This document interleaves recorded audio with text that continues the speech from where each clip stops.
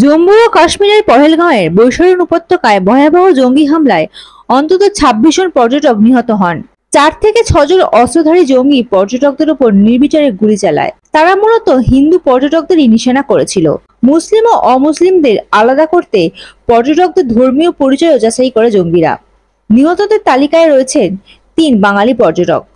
এই নিয়ে কংগ্রেস নেতা অধীর রঞ্জন চৌধুরী বলেন, কাশ্মীরের উপর হামলাটা আমাদের শত্রু দেশ পাকিস্তানের, এবং এই হামলা পাকিস্তানের আজকে নয়, পাকিস্তানের দীর্ঘ তাদের রাজনীতি, তাদের অঙ্গ। এটা পাকিস্তান, সেখানে গণতন্ত্র নেই, সেখানে সামরিক শাসকরা পাকিস্তান চালায়। সামরিক শাসকদের টিকে থাকতে গেলে তাদের কাশ্মীরে এবং কাশ্মীরে ঝঞ্ঝাট পাকাও, কাশ্মীরে হত্যাকাণ্ড চালাও, কাশ্মীরে আক্রমণ চালাটা করতেই হবে, কারণ তার মাধ্যমেই পাকিস্তান টিকে থাকে।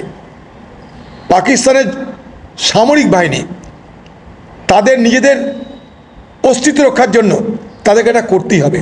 কয়েকদিন আগেই পাকিস্তানের যে সামরিক বাহিনী, যে সব থেকে বড় মাথা চিফ, সে কি বলছে যে জম্মু কাশ্মীর আমাদের গলার নলি, জগুলিয়ার ভেন। কে বলছে? সেখানকার সর্বপ্রধান সামরিক বাহিনীর।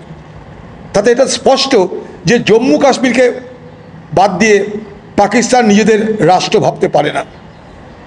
তাই তো জম্মু কাশ্মীরের এই আঘাত দীর্ঘ দশক ধরে চলছে, এবং এটা আরও তীব্র হয়েছে ৭১-এর বাংলাদেশের যুদ্ধের পর। আপনারা দেখেছেন এগুলো। সেটা একটা রাষ্ট্রের পলিসি। শামসেরগঞ্জের ঘটনা, সেই ঘটনার সঙ্গে এক আসনে আমি বসাতে চাই না, কারণ এখানে একটা সাম্প্রদায়িক মানসিকতার হঠাৎ ফ্লেয়ার আপ হয়েছে। হঠাৎ করে একটা সাম্প্রদায়িক মানসিকতার সেখানটায় প্রভাব কাজ করেছে, নিশ্চয়ই করেছে, নিশ্চয়ই করেছে। সেখানেও কোনো বাইরের শক্তি জড়িয়ে থাকতে পারে, নিশ্চয়ই পারে, অস্বীকার করার কিছু নাই।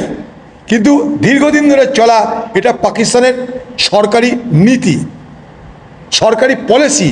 তার সঙ্গে শামসেরগঞ্জকে এক করে দিলে একটু বেখাপ্পা লাগবে।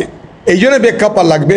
মানসিকতা হতে পারে এখানে ২-৪ জনের হতে পারে, কিন্তু একটা রাষ্ট্রের শক্তির সেখানটায় প্রভাব আমরা যেটা কাশ্মীরে দেখতে পাই দশকের পর দশক ধরে, সেটা নিশ্চয়ই এখানে দেখতে পাই না।